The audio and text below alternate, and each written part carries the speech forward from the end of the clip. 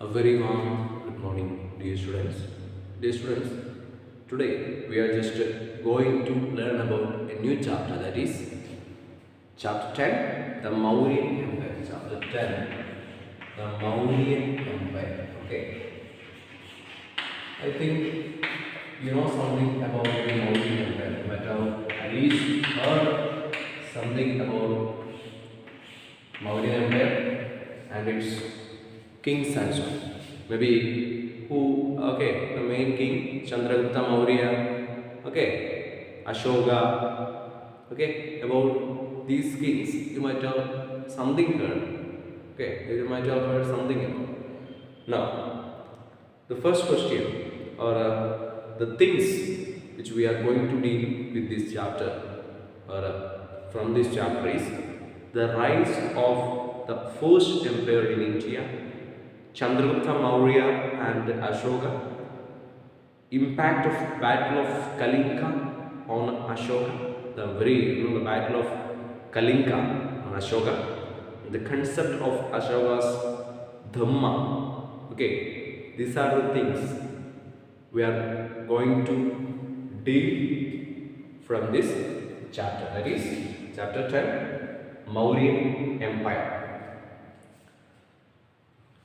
So, okay, what is an empire? So first question that is asked, what is an empire? What will be an empire? You know that there will be, okay, if you take some states will be militarily very strong it will be militarily, means they will be having all the weapons, okay, and all the resources they will be having. Some of the states.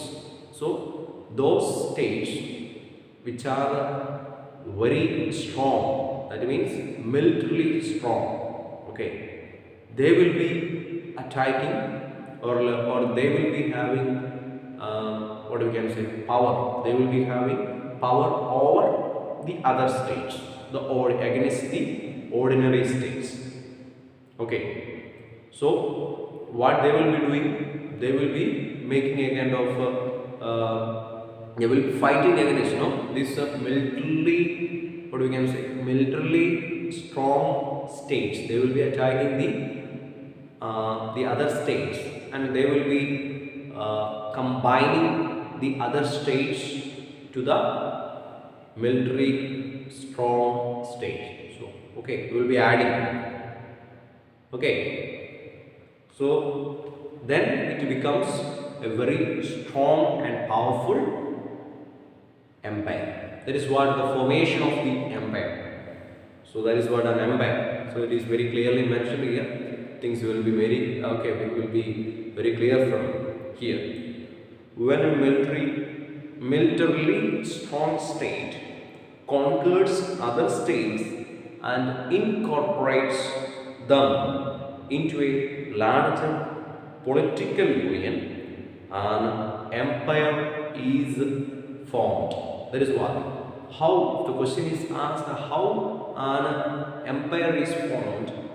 This you need to understand. So this is an important question you need to keep in your mind. That is, okay, what is an empire or how an empire is formed? If the question is asked, then you need to tell this only.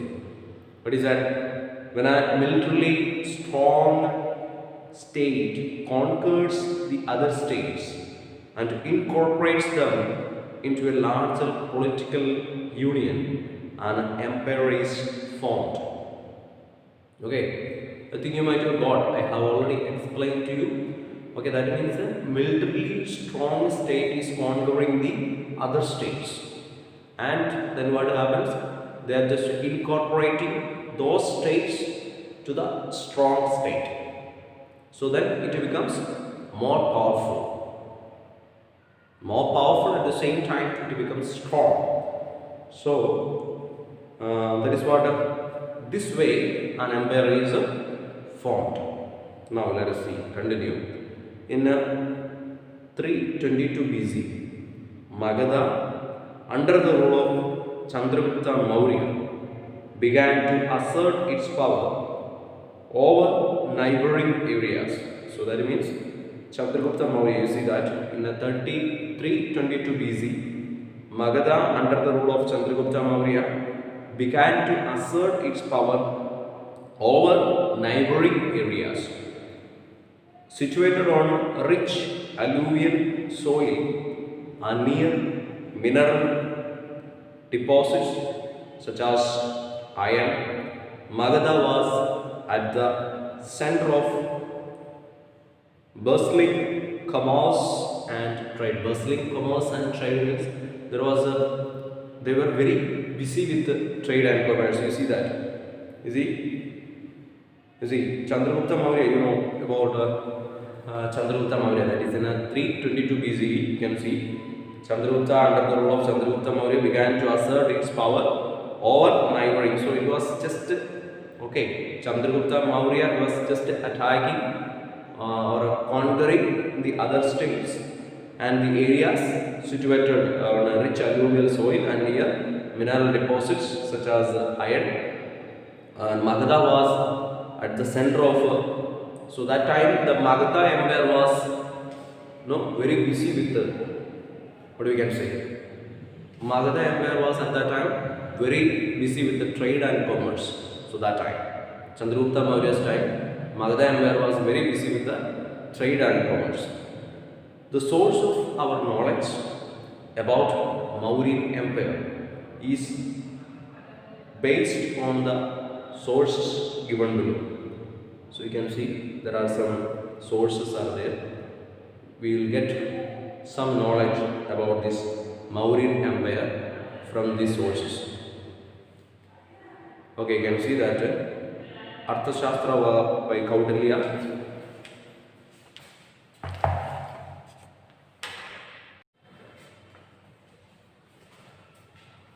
Okay, students, let us continue.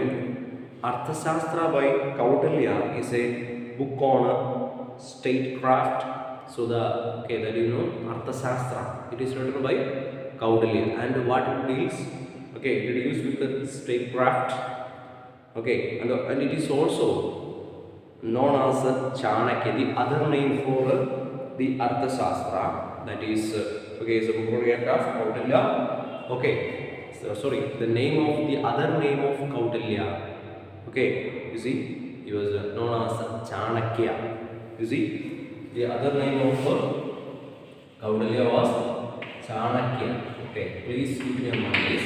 His name was, the other name of Kautilya was Chanakya, and this Arthashastra was written by him only. Kautilya is a book on statecraft. Kautilya, also known as Chanakya, was Chandragupta's chief minister and mentor. So that means Chanakya or Kautilya, he was the chief minister and mentor of Chandragupta. You see, it gives a picture of administration. Okay, you can see administration, society, and the economy of the country. So it is dealing with the, what are things it is dealing with? We have seen already about the society and also about the economy of the country. And in this book, Chanakya or Kautilya explains the organization of a strong and efficient government and the duties of an efficient rule. So in this book, Chanakya, that means in Arthashastra, he is dealing or he is explaining about the organization of a strong and efficient government and the duties of an efficient ruler. So what are the duties of an efficient ruler or an efficient government? That is what he is dealing. Okay, in this book. This book means Arthashastra. Kautilya is dealing with the efficient. So what are the duties of an efficient ruler and what are the duties of an efficient government? These are the things he is dealing to this book, Arthashastra.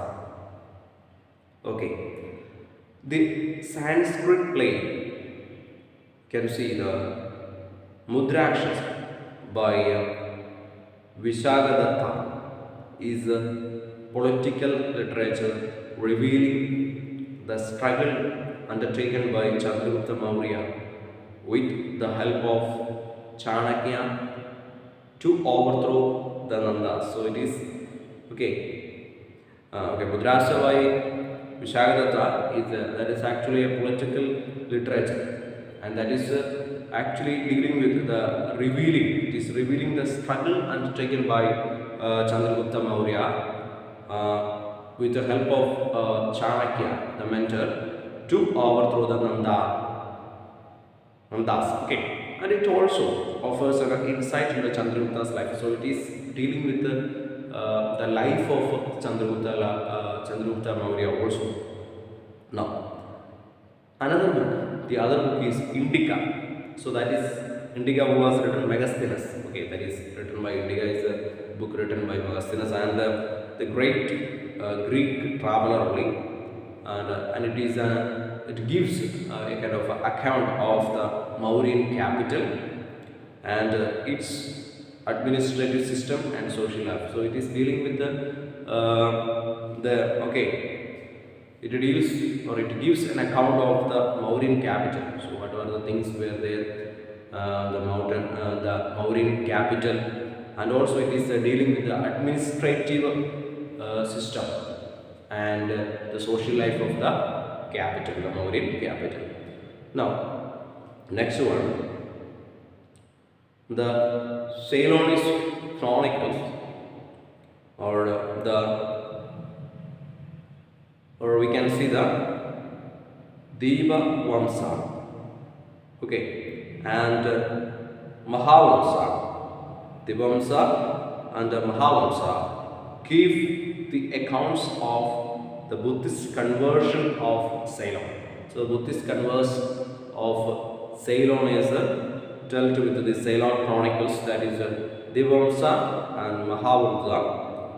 Okay, that is dealing with the Buddhist conversion of Ceylon. Now, they have also helped in reconstructing the history of Ashoka's rule in proper chronology. So that is, they have also helped in reconstructing the history of Ashoka. These are Ceylonese Chronicles. They have helped to reconstruct the Ashoka's rule in a proper chronology. Chronology means what? In a proper order. What happened first? That is what the chronological order. No? So we can say that the Ceylon Chronicles helped to make Ashoka's rule in a chronological order. Now, the rock edicts of Ashoka also provide information about the Mauryan rule. So the rock edicts are there. The rock edicts are also giving information about the Mauryan rule. Okay. Now, directly we are just entering into the Mauryan Empire. There is a time. What is the time period of the Mauryan Empire? Between 322 to 185 BCE. Okay, 322 to 185 BCE. This is the time of the Mauryan Empire. This is a period. Now, 322 between 322 to 185 BC. That is a time period. Now, the Mauryan Empire makes a new epoch in the history of India. It was a period of unification of the territories. It was the time of the unification of different territories. It means unification means it became one. Many territories were there. Those territories became one. So it is the time of the unification of the Indian territories, which were fragmented kingdoms. Fragmented means small kingdoms which were scattered. So those kingdoms came together. Those kingdom territories became unified. See, which were fragmented kingdoms and under different rulers. Moreover, trade routes between Europe and India our land and sea, paved the way for contact with the outside world. It was a period when politics, art, trade, and commerce flourished. Is a period. The Mauryan Empire period, art, trade, and commerce were flourished this time. That is a period of the Mauryan Empire.